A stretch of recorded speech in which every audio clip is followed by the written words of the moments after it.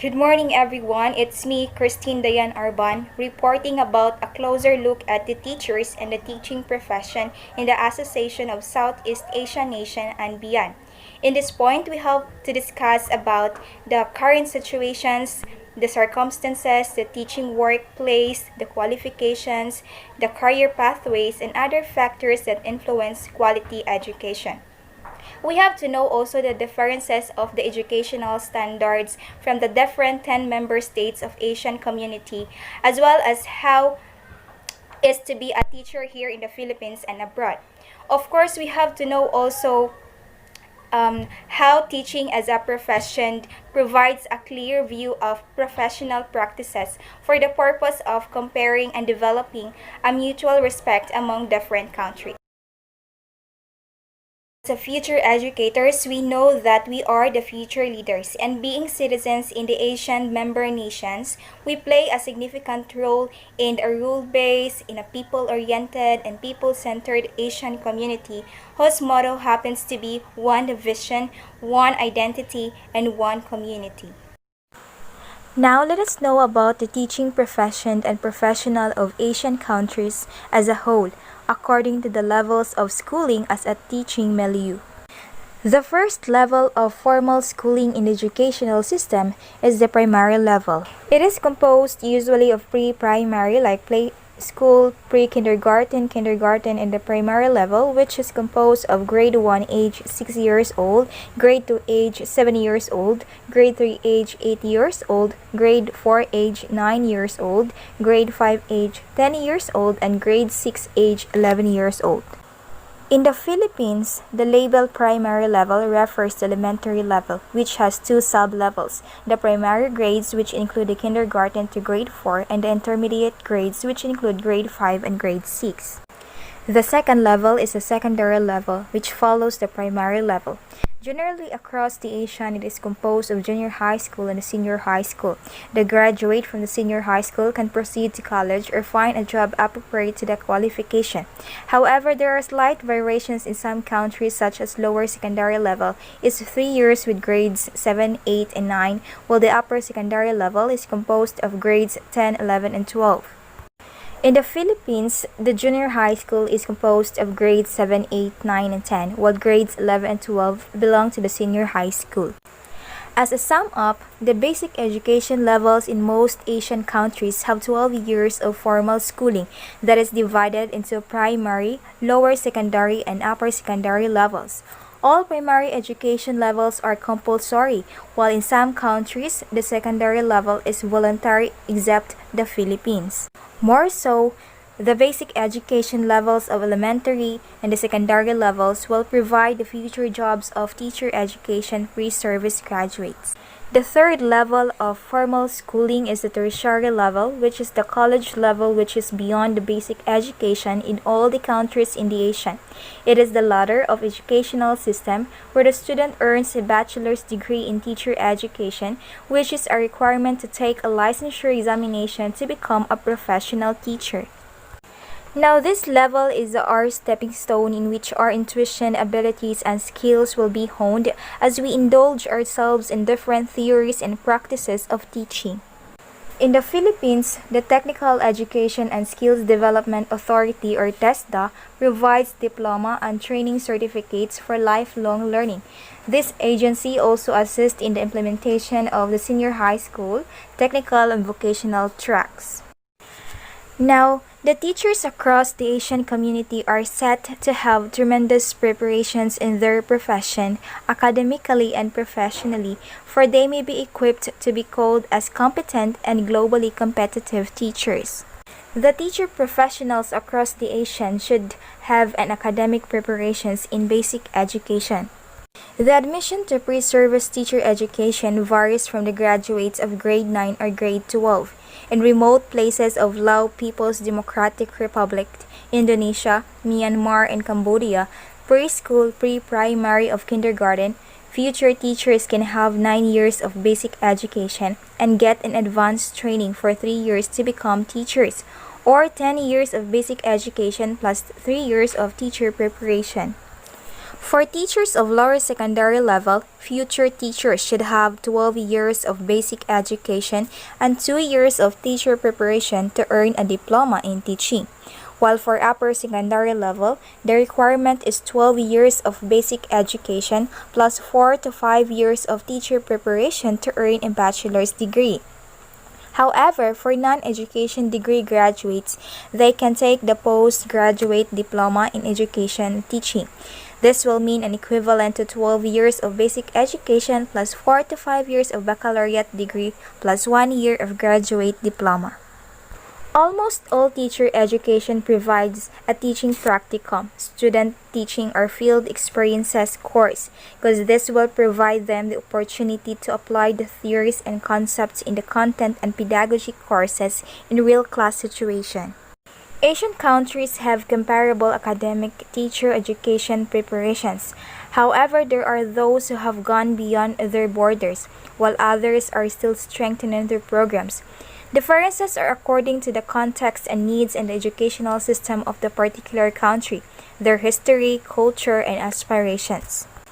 Qualified, professionally trained, motivated, and well-supported teachers are the key to quality education. And to respond this call, future teachers should be academically prepared. And common to all the Asian countries, there are 4 important components which are being addressed in the preparation of teachers. The first component is the general knowledge and understanding. This cluster of knowledge and understanding are embedded in the general education or liberal arts education subjects in college as preparatory to the core content subjects in the professional education. The cluster of subjects in the liberal education provides the development of the personhood of the future teacher. This is somewhat what to know about oneself and world. The second component is pedagogy. This component provides variety of teaching delivery approaches beyond the traditional methods of teaching. The more innovative methods, including student-centered approaches, cooperative learning, project-based learning, and many more based on international values to enhance peace, education, sustainable development, respect for diversity, inclusive education, and global citizenship. This is where pedagogical theories and principles are included. It's somewhat like how to teach. The third component is teaching practicum or experiential learning. In this cluster, knowledge, theories, principles, and pedagogies learned are validated in real-life situations as teachers. In all Asian countries, teaching practicum and experiential learning are required as a component of training or for certification to teach. The last component is specialized knowledge or major courses. For those who will teach the content or discipline in the upper elementary or the secondary levels, major content courses are learned. For the early years like preschool to grade 3, a more comprehensive knowledge of child growth and development is given emphasis. So this component encompasses of what to be taught in a specific discipline or subject area. In this component, the common degree titles include the Bachelor of Education, Bachelor of Elementary Education, Bachelor of Secondary Education, and Diploma in Education, either pre-baccalaureate or postgraduate. But these titles may differ from country to country. Asian teachers should meet the several standards and competencies which envisioned as guide for them in their profession. The following domains are the most common standards that Asian teachers must attain. These are the skills in the 21st century, the professionalism and accountability, the pedagogical competence, teachers' characteristics or qualities, and knowledge competence. Hi, I'm Maria Alice B. Anyosa, a 4th-year student taking up Bachelor of Secondary Education major in Filipino. My report is all about the Japanese education system and the American education system. First is Japanese education system is highly centralized and is administered by Mambusho or Ministry of Education. The school system from kindergarten through university serves about 24 million students with about 10% going to the university, about one-third go to the private schools and the rest are enrolled in the public schools. The Japanese educational system is sometimes seen as a model on how to operate schools.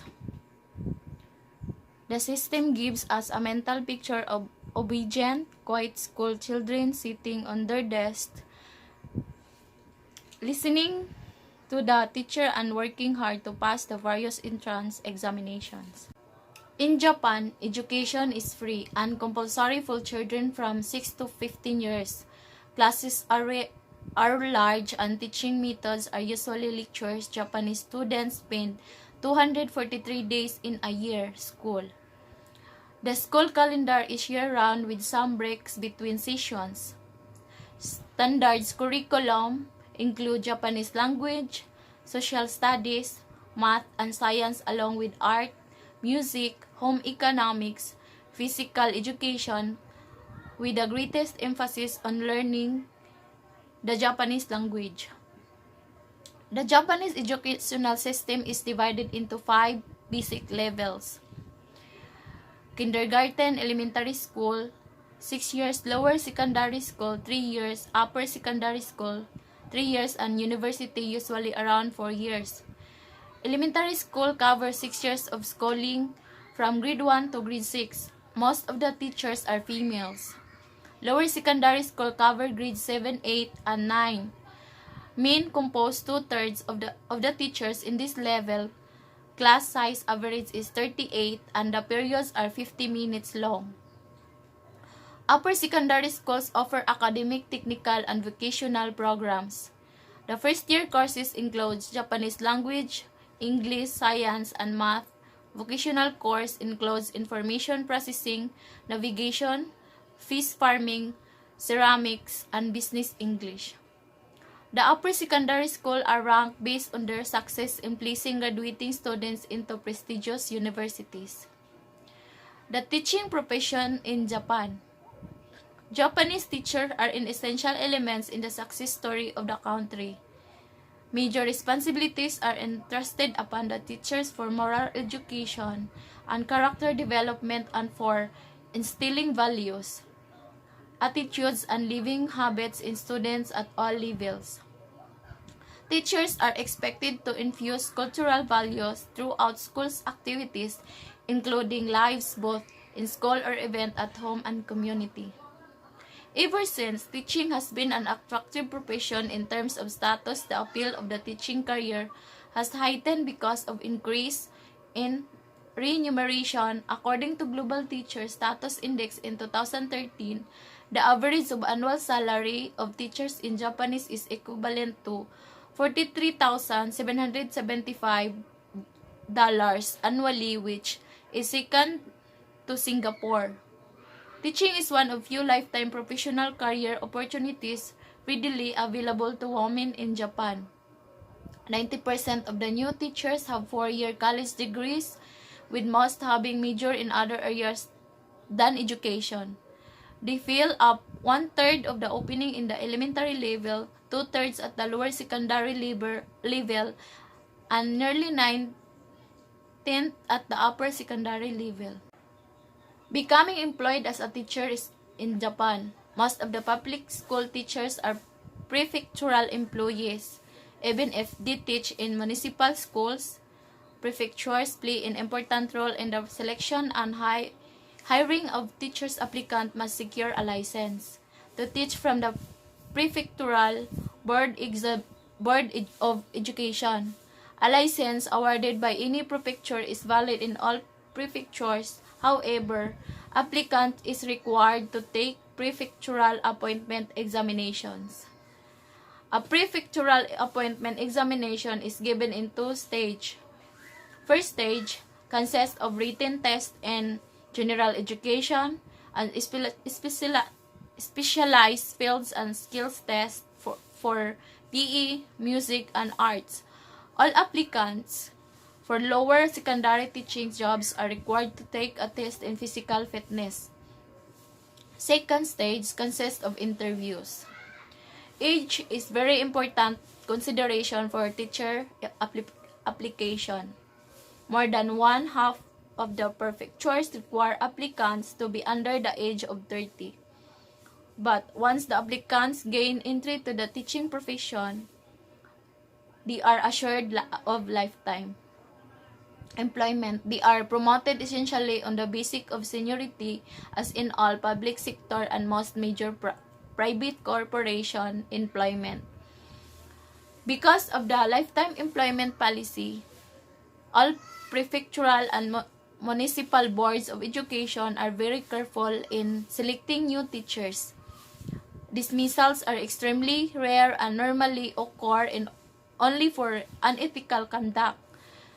Teachers are rotated from one school to another within the prefecture on various schedules. United States of America. American educational system has greatly influenced in the Philippine educational system, specifically the making of the Filipino teacher, the coming of the first American teacher called the Thomasites, and the opening of the normal school in different provinces of the country provided a very strong foundation for teacher education. This section will present the current scenario about the teaching profession in United States of America. Basic education, the avenue for teaching jobs in USA. The levels of education in the US are similar to those in other countries, including the Philippines. First, pre-primary education. Type of school providing this education are kindergarten, nursery schools, preschool programmers, child daycare centers. Age levels is 4 to 6 years old and the duration is 2 years. Primary education, elementary school, there are varied levels of schooling in primary education. Middle school education consists of grade 4, 6, 4 to 6, 5 to 7, or 6 to 8. Secondary education, high school grades 7 to 12 or 8 to 12. Junior high school grades 7 to 8 or 7 to 9 or 8. Senior high school grades 9 to 12 or 10 to 12. Duration of compulsory education is from entry of 6 years old, exit of 18 years old. Becoming a professional teacher in the USA. Pre-service students who are preparing to teach in any of the above grade levels have to attain a college or a university for 4 years, major or minor in education, and earn a teaching certificate. It is possible to earn a teaching degree after graduation by taking additional courses post-baccalaureate or by entering a Master of Arts in Teaching program. Earning teaching certificates. United States of America has a decentralized educational system, and its state's education agency, or SEA, has its own guidelines and requirements for earning and maintaining a teaching certificate. A teaching certificate earned in one state may or may not be recognized in another. There is an increasing practice requirements requiring that prospective teachers demonstrate some minimal level of competency by passing a competency test before they are allowed to enter the profession. This examination is the National Teacher Examination, or NTA, or on Praxis 1 or Praxis 2 written test. Many states now require that teacher also renew their certification by continuing to take renewal credits. Permanent certification is granted if the teacher performs adequately according to the standards established by the state. Recruitment of teachers. After following the successful completion of an application process, a superintendent approves the applicant and then forward a recommendation to hire to the local school board. Once signed, a teacher has a legally binding contract to work unless quietly of a crime fails to show teaching competency or demonstrates egregious professional conduct he or she is expected to complete teaching during the term of his or her contract, with exception for pregnancy, medical leaves, and unforeseen emergencies. Salaries of teachers. The salary range for teachers is determined by education and experience, as by local teachers who have earned master plus 30 doctorate units earn more than those with master's degrees, while teachers with master's degree receive a higher salary than bachelor's degree holder.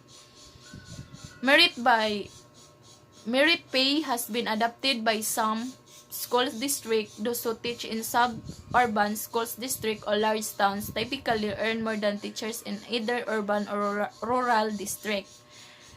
Some teachers work at another job during the school year or summer.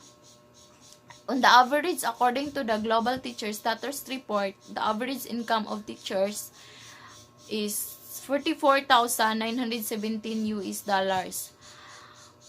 What makes a good American teacher? The definition of a good teacher slightly differs among levels. Those working in elementary school seem more child-focused in their discussion and believe that good teacher is a kind person, one who is understanding and sensitive to the needs of children. The secondary school teachers generally consider themselves subject matter specialists. Good teachers have to know how to teach their subject. It is plus F. Students like teacher. Some feels that having a sense of humor and an ability to handle a class increase the likelihood that students would learn, but the teacher's primary responsibility is to teach. Middle school teacher pointed out that many schools are changing from junior high to middle school model because young adolescents still needs the support of family-like concerns. The middle school teachers, therefore, as a team, should be able to give more personal attention to middle school learners. The Global Teacher Status of Index 2013. In 2013, the Barclay James Foundation, a non-profit organization registered with the Charity Mission for England and Wales, conducted the first ever Global Teacher Status Index. So the Global Teacher Status Index is based on the deep opinion by populace in different countries that explore the attitudes on the issues ranging from what is fair salary for teachers to whether they think pupils or students respect teachers to how highly people rank their own educational system.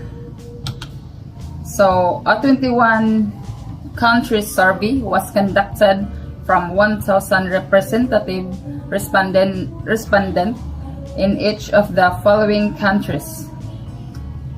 First one, Brazil, China, Czech Republic, Egypt, Finland, France, Germany, Greece, Israel, Italy, Japan, the Netherlands, New Zealand, Portugal, Turkey, Singapore, South Korea, Spain, Switzerland, UK, and the United States.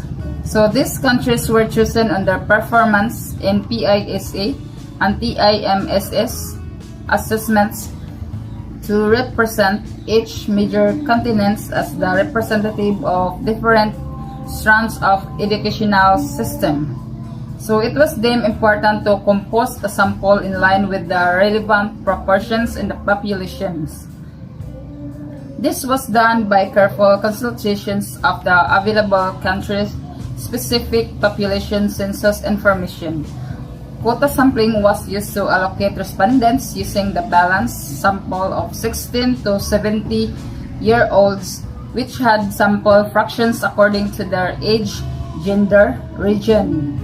The data for this study was collected by the polling company Populous using a web-based survey or WBS. So the index determined the level of respect afforded the teachers in the specific country.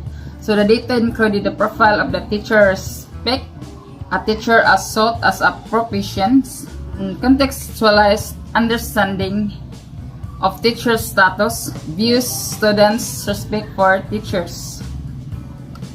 So these are included. So the Global Teacher Status Index 2013 table. So here are some countries that included in the survey.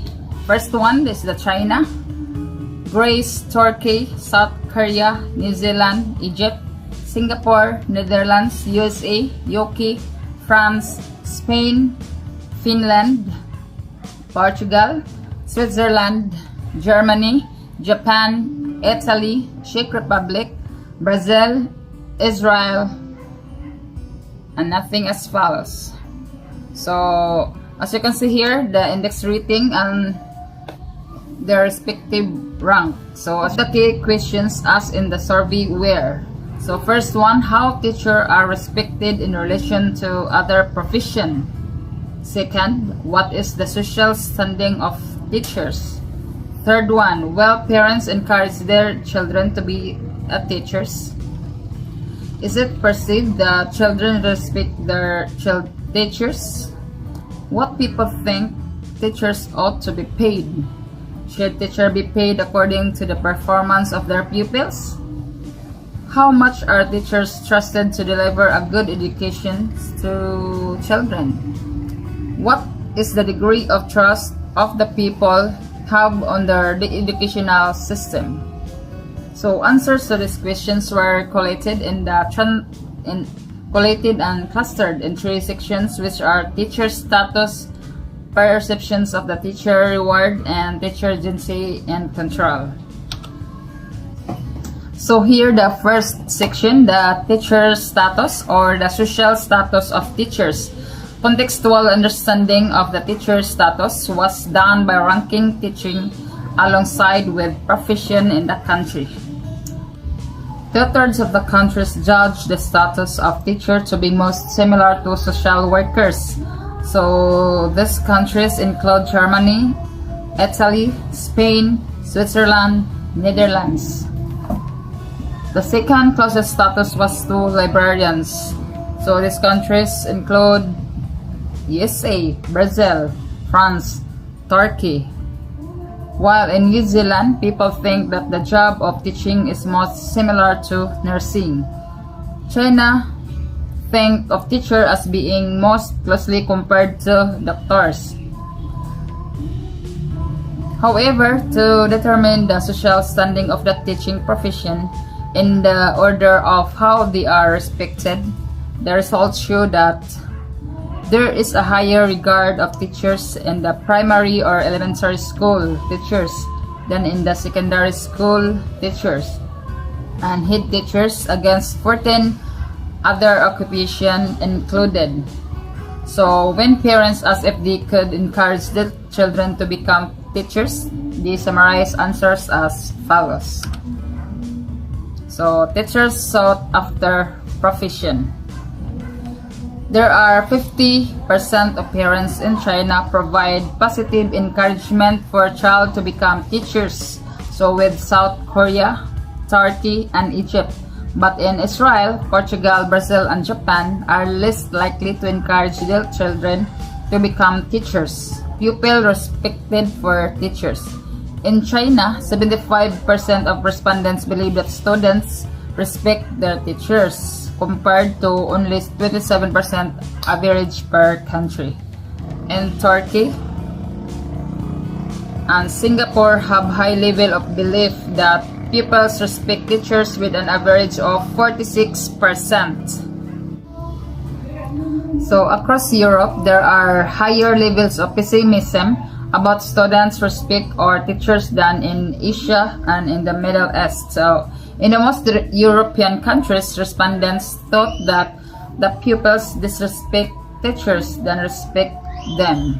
Here in the next table, the perception of teacher reward is the average actual teacher salary in the countries surveyed. So the respondents were asked if the current salary is too little, too much, or just enough. So as you can see here, In participating country, the actual average salary per year in US dollar. So here, China, $17,730, and so on. Most countries judge a fair rate of pay as similar to teachers' actual pay. In Japan, France, and USA, the actual pay was judged higher than the rate of salary. So majority of the countries think that teacher ought to be rewarded with higher pay than what they are presently getting. So performance related pay. Most countries believe the teacher's salary should be based on the achieved student learning outcomes. So the performance-related pay should be used according to performance. So in all 21 countries, more than 59% of people think teachers ought to be paid according to the performance of their pupils. So the average across countries was 75%. 3. Teacher agency and control. So the status of the teacher is also dependent on the people's trust to deliver good education. Based on the results of the surveys, no country gave a rating below 5, suggesting that all countries place satisfactory to positive trust in their teachers. Here in Finland and Brazil, at the top of the table displaying strong trust in their teachers, while Israel, Japan, South Korea, and Egypt are at the bottom of the table, showing limited trust for their teachers. VGF, the Bartley James Foundation Index, will be immensely valuable as a means of stimulating debate on education reform, just as publication of PISA data did as at the turn of the country. For this reason, the BGF Index deserves recognition for the big impact their study has made on future teachers on the Global Teacher Status Index. So, Peter Dalton, professor of economics at Sussex University, one of the writers of the 2013 Global Teacher Status Index, has said, "We find that there are major differences across countries in a way teacher perceived by public.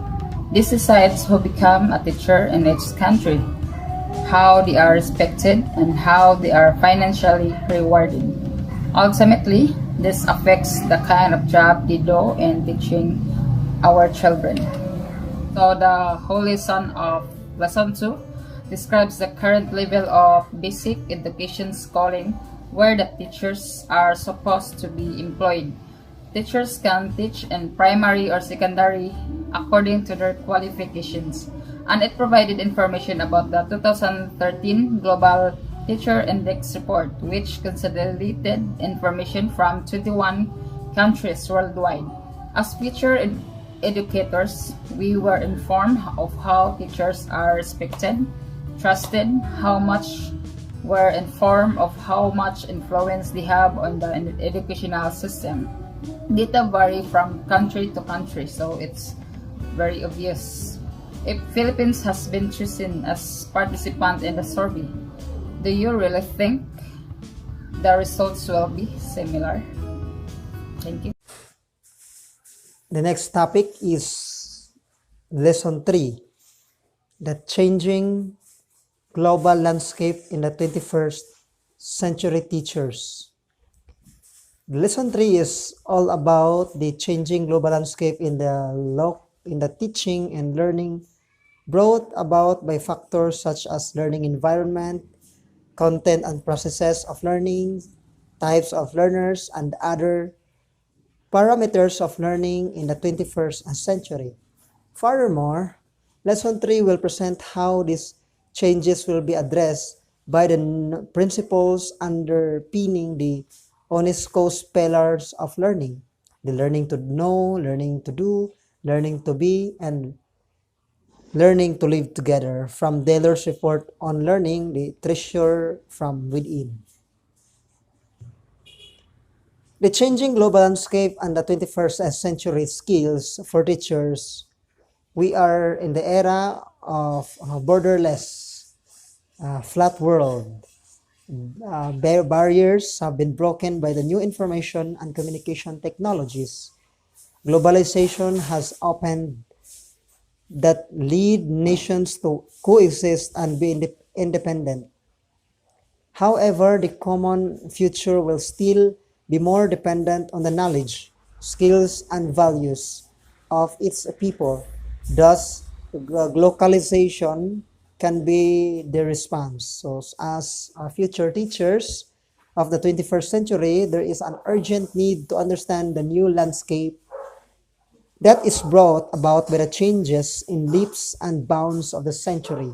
Furthermore, the development of the 21st century skills is necessary tool for teachers. Without these 21st century tools, no teacher can survive because we are now living in the 21st century naman. So, according to Zhu in 2006, as mentioned in SEMI-FINAL Inotech 2011 identified some key categories of the different changes and developments in the 21st century teaching and learning. So to understand the categories, we will attempt to first describe the new learning environment. Second, identify the new learning contents. Third, explain the new processes of learning and how this will be facilitated. Fourth, describe the new type of learners. And lastly, describe the new type of teachers. First to be tackled is the new learning environment. The idea of learning environment has broadened from the confines of the four walls of the classroom to place and spaces uh, that support learning. It is a place where interaction of the learners among one another, where the teacher and the surroundings happen.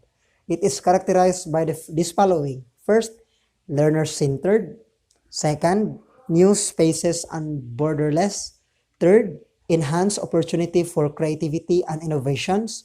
And last, the use of ICT. So next is the new learning contents. So that is the categories to understand the 21st century learners. So the next is the new learning contents. With the new learning environment and the explosion of knowledge, contents or subject matters of learning has been modified. So from a specific discipline or subject area, subject matter of learning has the following characteristics. So what are those characteristics? First, integrated, interdisciplinary. Second, demand-driven. Third is emphasis of learning tools on how to retrieve knowledge. And the last one is the balance of scientific, technological, cultural, global, and local concepts. The next one is the new processes of learning and how this will be facilitated. So, there are multiple ways of learning which can be mediated by this following, the new processes of learning and how this will be facilitated. First, face-to-face. So, face-to-face, when learners and teachers are confined in some learning space at the same time with a teacher facilitating learning. Second, distance learning. So, distance learning, when teaching learning is mediated by traditional modules in print or modern technology, online or offline, as what we experience now. Without the physical presence of the teacher in a virtual class, it can be synchronous or asynchronous. So next is blended modalities. So when teachers and learning is facilitated through face-to-face or distance learning, which enable to the teachers and learners to have both physical presence or physical absence in the teaching learning process. And the last one, experiential and lifelong. When learners are immersed into the real life situation such that learning becomes more authentic and meaningful. Next one is the new types of learners. The new breed of learners does not have age boundaries. Learners maybe are in an informal, formal, or informal setting. The new type of learner is a confident person who thinks independently and critically and communicate effectively. Next, self-directed and who questions, reflects, and takes responsibility for his or her own learning. Next, a concerned citizen informed about the world and local affairs, has a strong sense of civic responsibilities, and participates actively in improving the lives of others. Next one is a member of a new generation. So the new types of learners must be a member also of a new generation.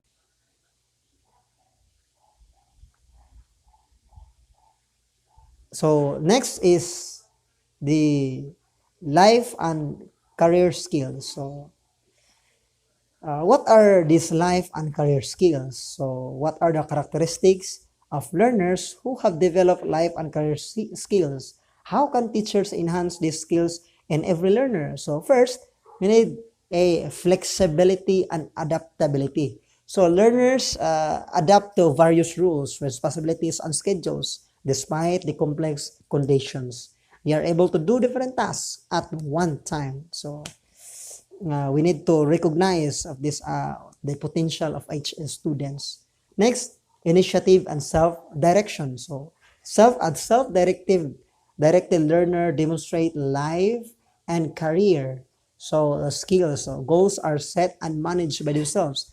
This is commitment to learning as a lifelong process. Many of the young learners are capable of doing things without being told. They take initiative. So next is social and cross-cultural skills. This life and career skills requires learner to respect cultural differences and work effectively with others, to be open-minded to different ideas in order to innovate and improve quality of work. So if one understands the other's culture, so it will be easy to respect. So respect begets respects. Next, productivity and accountability. So individuals who possess the skills are able to produce results. They respect teamwork and cooperation. So it is important to cooperate to one another. So most tangible proof that one has done something is the product or the results. So next is leadership and responsibility. Good leaders are interpersonal and problem-solving skills with integrity and ethical behavior to influence and guide others. So leadership and responsibility are life skills that should be developed by all learners and teachers.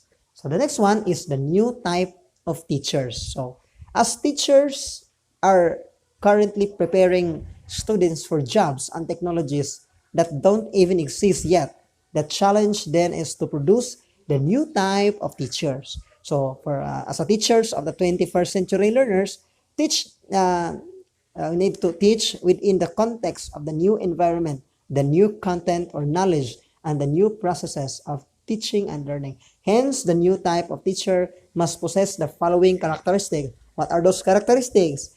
Clear standards and accountability, use broad pedagogies including inquiry-based learning, cooperative learning, and other pedagogies. Skillful in the integration of ICT in pedagogy. Skillful in the use of assessment to guide teaching and learning. Great understanding of local and global cultures.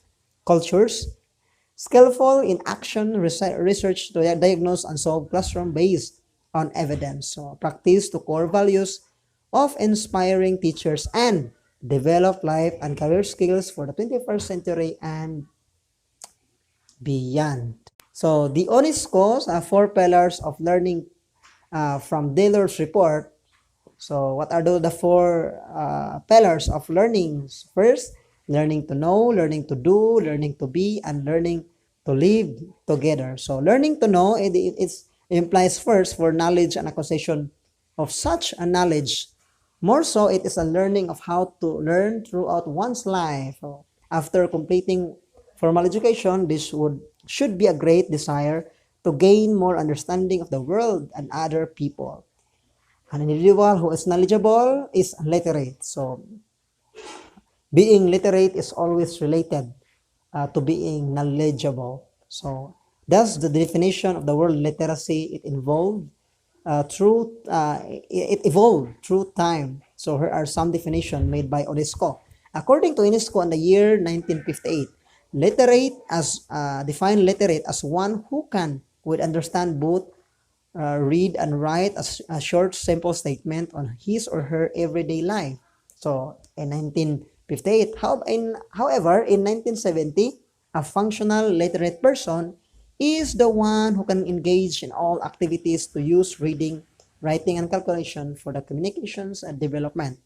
Furthermore, in 2000, according to UNESCO, they defined literacy was defined as the ability to read and write with understanding a simple statement related to one's daily life. It involves a continuum of reading and writing skills, often includes numerically.